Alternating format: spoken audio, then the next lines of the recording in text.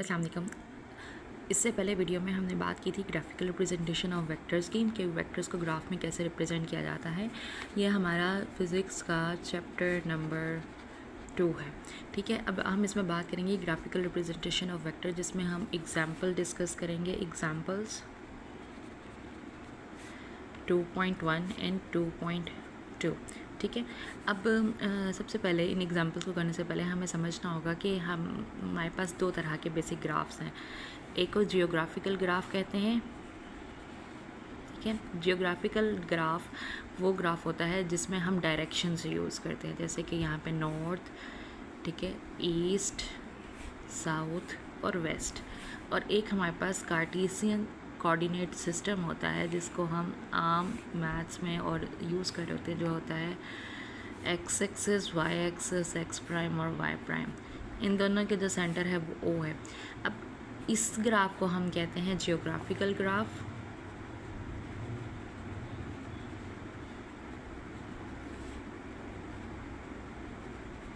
और इस ग्राफ को हम कहते हैं Cartesian coordinate system. Urdu medium में कार्तीसी निज़ाम कहते हैं।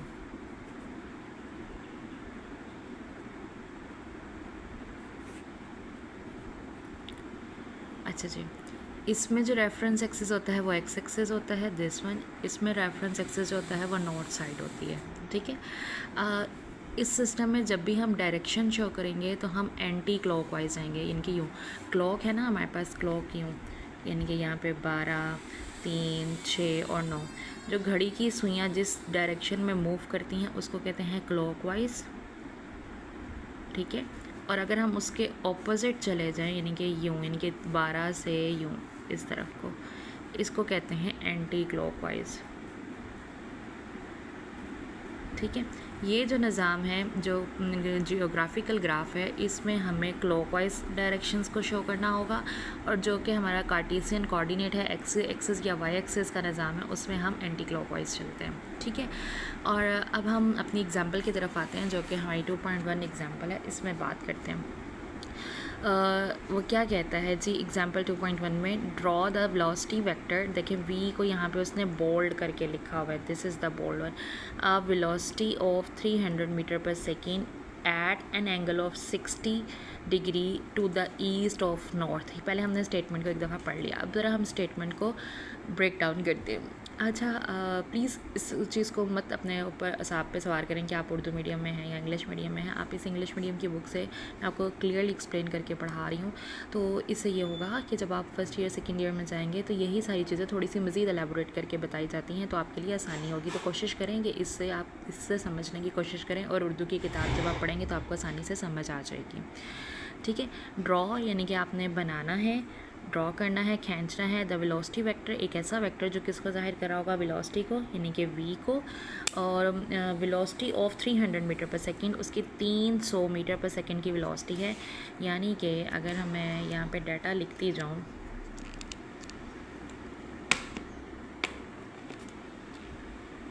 जी, अगर मैं यहाँ पर डाटा लिखती जाऊँ तो ये एग्जाम्पल 2.1। ठीक है, इसमें उसने कहा है कि वेलोसिटी हमें दी गई है 300 मीटर पर सेकेंड। ठीक है, इसको हमने ड्रॉ करना है ग्राफ पे, और इसके साथ वो क्या कहता है, at an angle of 60 degree, यानी कि एंगल को मैंने आपको लास्ट वीडियो में बताया था कि हम जाहिर करते हैं थीटा से, जो कि है 60 डिग्री। लेकिन 60 डिग्री किसके साथ, this is very important, east of north, यानी कि ईस्ट ऑफ नॉर्थ। ये हमारा जियोग्राफिकल जो ग्राफ है वो है, यहाँ पर हमारे पास है नॉर्थ और ये साइड है ईस्ट, यानी कि ईस्ट ऑफ द नॉर्थ, यानी कि नॉर्थ से वो ईस्ट की तरफ जा रहा है, कितने एंगल पर, 60 यूँ। तो यहाँ पे ये जो एंगल है, मैंने आपको पहले बताया कि जियोग्राफिकल जो ग्राफ होता है उसमें हम नॉर्थ की तरफ से एंड क्लॉकवाइज डायरेक्शन में एंगल ले रहे होते हैं, तो यहाँ से हम लेंगे तो ये 60 डिग्री पे हम एज्यूम करके बना रहे हैं कि ये, लेकिन ये कितनी लंबी लाइन है जो कि उसको ज़ाहिर करेगी। हमें इसके लिए यूज़ करना पड़ेगा स्केल। अब 300 मीटर पर सेकेंड के 300 मीटर जो है वो हम कॉपी पे ड्रॉ नहीं कर सकते, इसके लिए हमें एक स्केल लेना पड़ेगा, जिसको हम कहेंगे लेट्स सपोज, फ़र्ज़ किया, उर्दू में हम कहेंगे फ़र्ज़ किया कि जो 100 मीटर पर सेकंड है, अगर हम उसे कॉपी पे ड्रॉ करें तो 1 सेंटीमीटर की जो लाइन है वो कितने को शो कर देगी, 1 मीटर पर सेकंड को, ठीक है, 100 मीटर पर सेकंड को। अब हमें कितने चाहिए, 3, तो दोनों तरफ से हम 3 से ज़रब दे देते हैं, तो जो जवाब आएगा उतने ही मीटर पर सेकंड जो उनसे हैं वो हमारे उतने ही सेंटीमीटर हमें ड्रॉ करना पड़ेंगे। तो ये बनेगा 300 मीटर पर सेकंड, ठीक है, और यहाँ पे आएगा 3 सेंटीमीटर।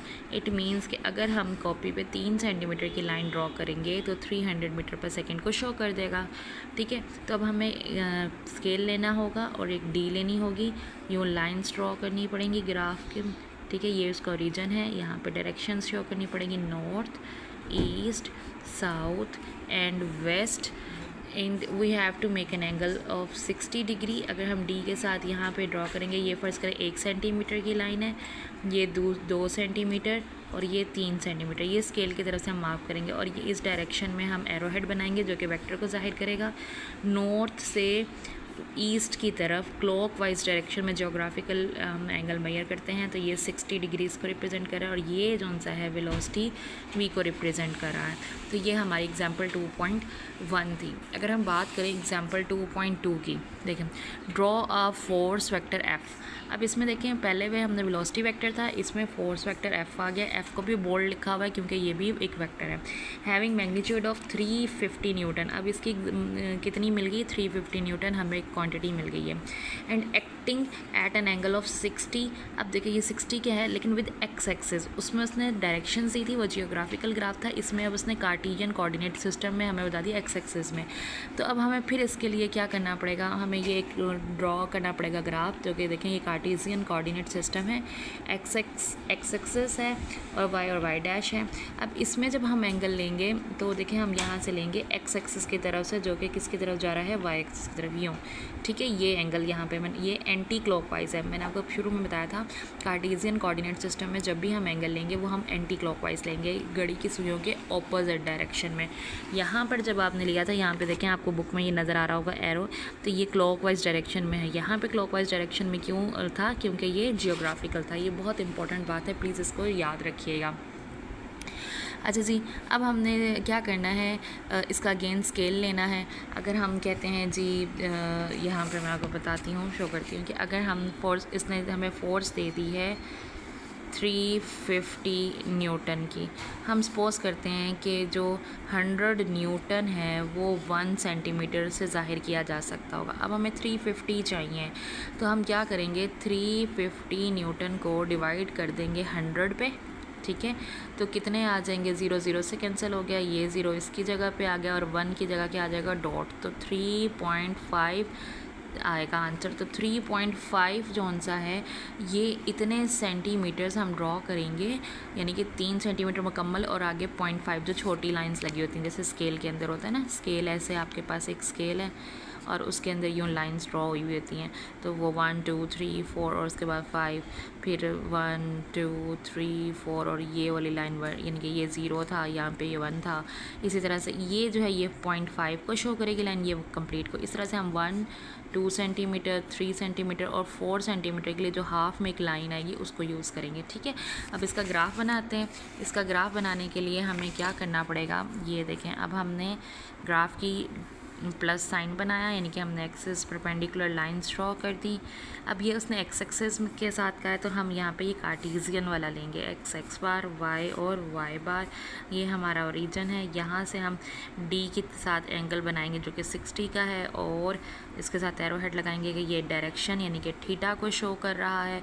और ये हमारा जो लाइन की लेंथ है ये फ़र्ज़ करेंगे 1 सेंटीमीटर है, स्केल की वजह से ड्रॉ करेंगे 2 सेंटीमीटर, ये 3 सेंटीमीटर और उसके बाद हाफ सेंटीमीटर और उसके बाद यहाँ पे एक एरो लगा देंगे।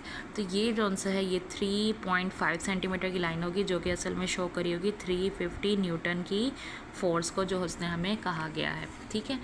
अच्छा जी, अब ये तो था वेक्टर्स को ज़ाहिर करने